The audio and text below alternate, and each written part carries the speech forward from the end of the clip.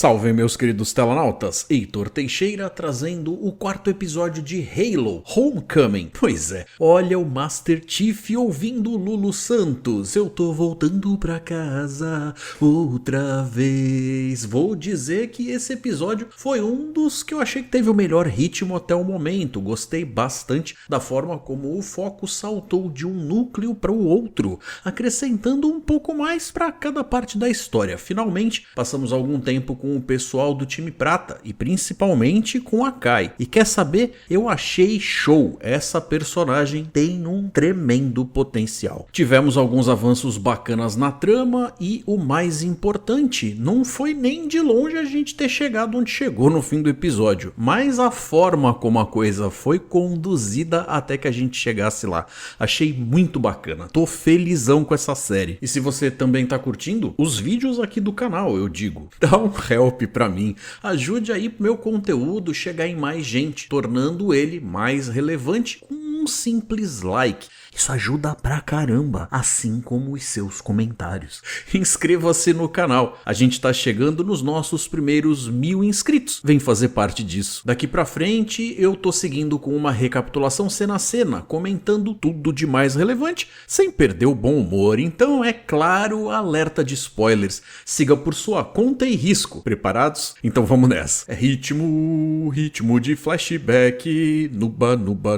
Ei, vocês não adoram o cheiro de lavagem cerebral pela manhã? Lá temos a molecadinha aspirante a espartana fazendo um jog amigável. A gente foca a atenção em Reese 028, Venek 134, Kai 125, Soren 066 e John 117, também conhecido como Master Chefinho. A maioria deles virá a se tornar o Silver Team um dia. Como era de se esperar, o John teve uma adaptação difícil no começo, mesmo sendo novinho, tinha um pai e uma mãe, enfim, uma vida. Não se nasce um soldado desalmado, você se torna um, ou tornam você. Uma versão jovem da doutora Catherine Halsey em um efeito de rejuvenescimento que se mostra cada vez mais fascinante, diga-se de passagem. Trata de lembrar ou convencer o pequeno John de uma realidade que não é tão real assim. Dizem que no amor e na guerra vale tudo. No entanto, se esses são os mocinhos, seus métodos estão aí muito perdidos dentro dessa escala de cinza. Essa coisa de sucesso a qualquer custo pode ser complicada de se trabalhar em um roteiro. Infelizmente, me parece uma forma muito mais real e honesta de encarar o futuro da humanidade, que segue evoluindo muito mais tecnicamente do que socialmente. No presente, a mudança de comportamento do John já começa a ser percebida. Ele está indo verificar as pistas que destravou em sua mente no episódio passado, no tal lugar que já serviu como casa. A Halsey e o assistente danadinho Adum conversam sobre as possibilidades do que pode verdadeiramente estar por trás do tal objeto alienígena encantado. Será que o tal Halo ou Círculo pode ser mais do que uma arma? Seria uma ferramenta capaz de se adaptar a diferentes necessidades por uma mente inteligente? O prospecto é sedutor e assustador ao mesmo tempo. E o que tem aí o John de tão especial? Estaria essa série tentando dar um aspecto meio messiânico pro cara? A Cortana começa a puxar papo com ele, mas ele tá na maior onda. Tá sentindo como se tivesse puxado um belo baseado, o Sleep Space, visto sem a presença do Birubiru, inibidor de emoções. Tá dando um barato diferente pro cara. Pela primeira vez, a gente vê ele se sentindo contrariado pelo fato dela, uma entidade artificial, estar descrevendo a coisa sem nenhuma poesia, que é um paralelo com quando ele fez o mesmo com a Quan, quando eles estavam fugindo. A sensação de estar indo para casa é de fato algo excitante e ele demonstra ansiedade, mas até que por fora, para quem olha, ele tá bem controlado. Eu imagino se ele vai chegar a um ponto onde pode de fato perder a compostura e o controle tão elegante aí das suas ações. E olha eles chegando no planeta Eridanos 2. antes de rolar a abertura da série. Mas antes, vamos dar um pulo em outro lugar, Madrigal, e ver o que tá pegando lá. Quan e Soran seguem evitando serem detectados pelas naves do Vinsher. Mesmo a relação deles não sendo lá das mais amigáveis, ele compartilha um pouco da história dele com ela, de como foi horrível ter as suas memórias apagadas antes de começar a participar do programa Spartan. Tem um lance existencial nesse papo e que pode nos dizer muito sobre esses personagens. Algo que eu acho que vale comentar para enriquecer o nosso papo. Ao menos um pouco da mitologia apresentada em Halo tem base nos espartanos gregos, como os guerreiros que lutaram ao lado do rei Leônidas. O Soran então representaria o espartano deformado, inspirado em Ephialtes, que traiu Leônidas na Batalha das Termópilas. O simples fato dele ter prometido pro Jon que iria manter a Quan a salvo e ter trazido ela pra cá, pra Madrigal, já mostra que tem algo mais ou menos desonesto ali. No entanto,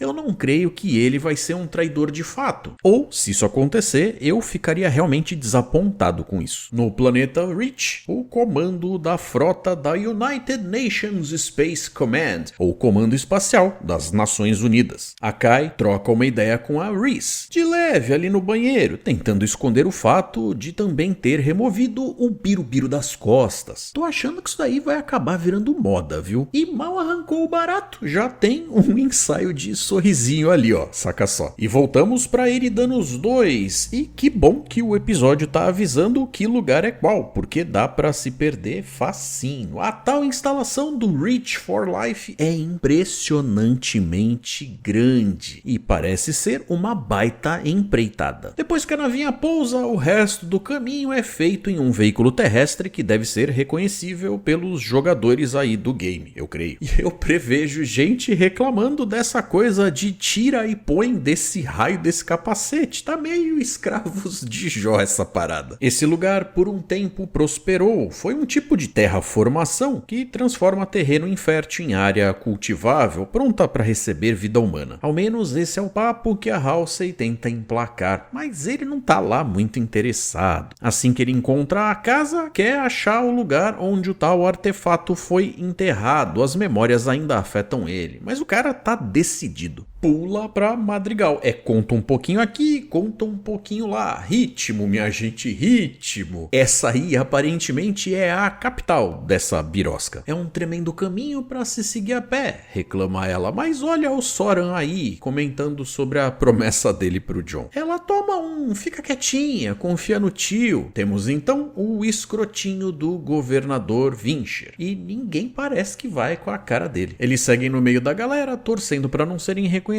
Afinal, a cabeça dela tá a prêmio, mas o primeiro conhecido que ela encontra pela frente, pronto, já quer dar oi. Ela quer ajuda do tal do Atu, já que ela foi pra esse lugar pra encontrar os generais do pai dela, que lutam pela resistência. Mas o carinha tá com o brioquinho apertado de ser visto com ela, ainda assim deixa uma forma de contato e vaza. E pra alguém que deveria estar tentando ser discreta, até que ela é bem escandalosinha, né não? Sabe aqueles cartazes de procurado em filmes de Velho Oeste? Se liga nisso. Bem, eu não acho que isso ajude. E o Soran tá a fim de só se envolver o tanto estritamente necessário. É uma situação complicada. O cara até já se arrependeu de ter ido. De volta à base, olha a Kai tentando fazer as coisinhas do seu cotidiano. Vou só limpar aqui a minha sniper, pega nada. Mas aí já é tarde, amiguinha. É o tato da pastinha, os cheiros, a percepção do mundo à sua volta. Essa personalizada no cabelo já é a busca por algum senso de individualidade, de ter algo seu que nunca esteve disponível. De um jeito meio porquinho, mas que parece tão sedutor nesse momento. Em outro canto, temos a doutora Kiss dando aquela conferida no artefato até que a patota do Silver Team chega. Tem ordens pra nós? Pergunta o Vennec 134 de forma fria. A Kai 125 reconhece o objeto de quando ele foi encontrado parado em Madrigal. RIS 028 se oferece para ir primeiro, já que vai ter que testar a bagaça. Mas a Kiss nota que pode ter algo diferente com a Kai. O John vai cavando em diferentes lugares que eu acho que ele nunca jogou campo minado no Windows. E não é que tem algo lá, é uma caixa de amostras de plantas. E o que tem dentro? Os desenhos do seu tempo de pivete. Pelo tamanho da extrapolação criada pela Cortana, que havia aparecido no holograma, eu achei que estava estranho ser o artefato em si enterrado aí. Mas quem sabe esses desenhos não dão uma pista. E até que, na verdade, os desenhos sozinhos não, mas dão um empurrãozinho para a memória dele. Inclusive, se eles estavam representando algum tipo de fixação para o menino John, algo que tivesse beirando a obsessão, isso poderia explicar o porquê da pressa do pai em ele se livrar disso assim, de forma simbólica, ou não ter simplesmente queimado essas folhas pode indicar que haja algo a mais por trás disso. A Halsey quer analisar os desenhos na nave, mas o John sai andando, dando aquela bela ignorada. Em Madrigal, segue o ritual religioso, é uma homenagem pro pai da Quan, que tá até bem desapontada por não ter mais gente, já que o pai fez tanto por essa galera. No meio deles, inclusive, ela reconhece a Agatha, uma das generais, e vai lá mostrar a cara. As notícias não são das melhores, as coisas mudaram bastante desde o ataque. Um monte de gente que deveria manter a luta de pé morreu, e quem sobrou tá assustado e sem qualquer intenção de revidar. O que sobrou desse povo aí só quer então proteção contra os Covenant, e o Vinsher, mesmo sendo um déspota, tem o apoio dos fuzileiros e oferece isso. Ou seja, Quan foi pra lá crente que ia dar continuidade a algo que no momento não existe mais. O Soran tá ligado no que tá acontecendo e entende a dor dela, mas só quer dar o fora, sabe por quê? Porque ele já tava ligado no que viria a seguir. Quan não consegue acreditar e sai acusando todo mundo de traição, principalmente a tal da Agatha, já que se todo mundo morreu, menos ela, só pode estar macumunada com o tal do Vinsher, e isso na cabeça da Quan. Mas já que ela não sabe ser discreta, corre cambada, ó, os homens vindo. Pois é, o papo tá bom e tal, mas outra hora a gente se fala, abraço pra vocês. E ó, eles vazam. Quem tá sendo testado no artefato é o Vennec, mas sem novidades. Seus resultados são iguais aos da Rhys. Chega a vez da Kai, tira o capacete, mostra o cabelinho.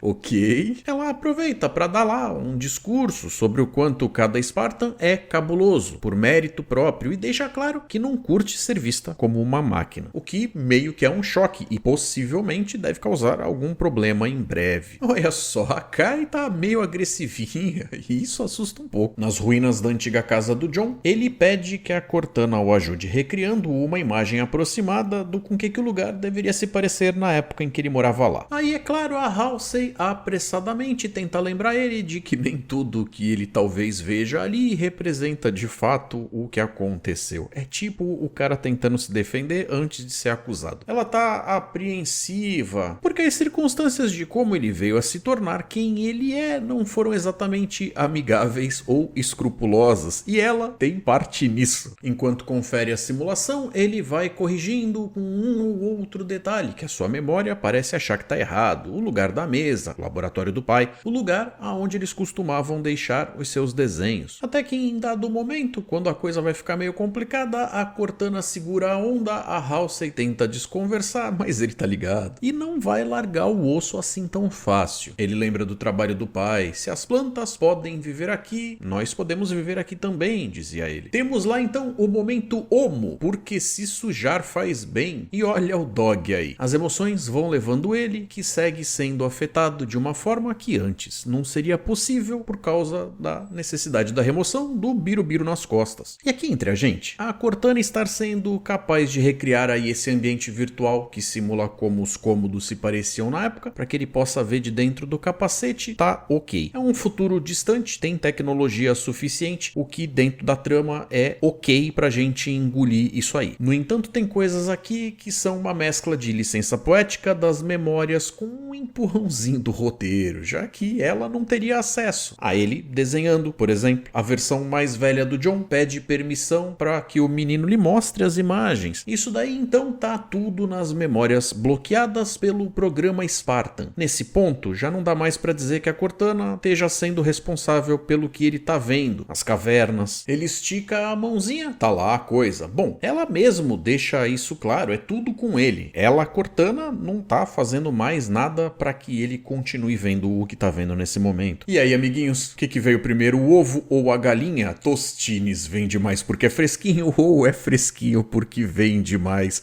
O John se tornou especial porque pôs a mão no barato que brilhou? Ou o barato brilhou porque o John é especial? São muitas emoções, bicho. E olha eles aí, juntos, mas no primeiro sinal de que tem algo fora do lugar, ele volta a ter a armadura, altamente psicológica a proposta aqui. E será que a próxima cena vai responder a minha pergunta? Será que o John tinha características especiais desde novinho? Precognição, talvez? Porque ele cantava a bola direitinho ali no Caro Coroa. E olha essa jovem House aí, filha da... Se ela já conhecia ele nessa idade e nessas circunstâncias, já sabe, né? E ainda pedindo segredo pro menino. Não me admira que ela e o Adum não estejam lá muito felizes com a possibilidade dele relembrar tudo. É um bocado de coisas pra absorver e ele nem sabe direito em que acreditar. Só que ele não é burro nem é palhaço. A ficha uma hora vai cair. Aí, meu amigo, haja lábia. No laboratório, a Kai tá lá se divertindo com o que tá vendo. A Kiss vai fazendo os registros da pesquisa dela em formato de áudio, enquanto ela anda curiosa entre as partes alienígenas que tem ali. Os outros Spartans estão impassíveis, quietos na deles, mas ela segue demonstrando uma certa espontaneidade, um pouco assustadora, devo dizer, a qual os colegas vão respondendo calmamente. Pra mim, que não tô tão familiarizado com os games, ficou a impressão de que em algumas das coisas que foram ditas ali, eles estavam se referenciando a momentos do jogo, com frases específicas e engraçadinhas dos Covenant. Inclusive, se alguém aí que tá assistindo esse vídeo souber mais a respeito, deixa lá nos comentários pra gente, por favor. E a Case fica curiosa e quer saber que outras palavras desses Spartans conhecem na língua Sanheili dos aliens. Seria esse o primeiro passo na direção de um tradutor universal? Ainda que talvez nem tão universal assim? Em Madrigal, Quan e Soran investigam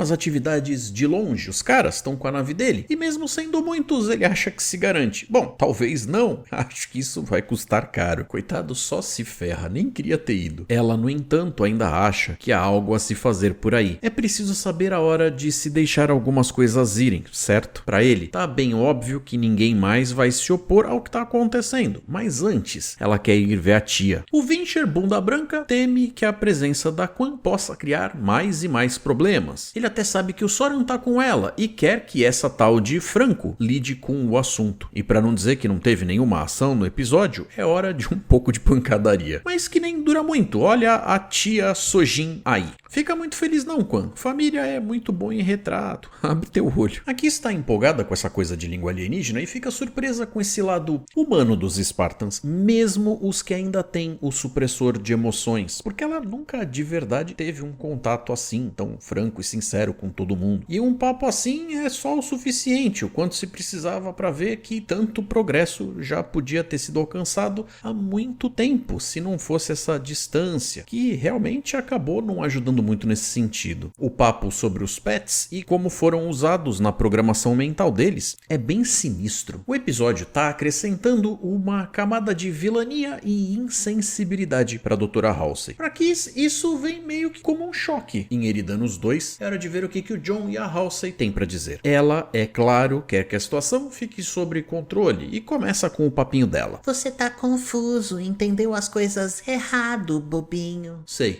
Olha a cara dele.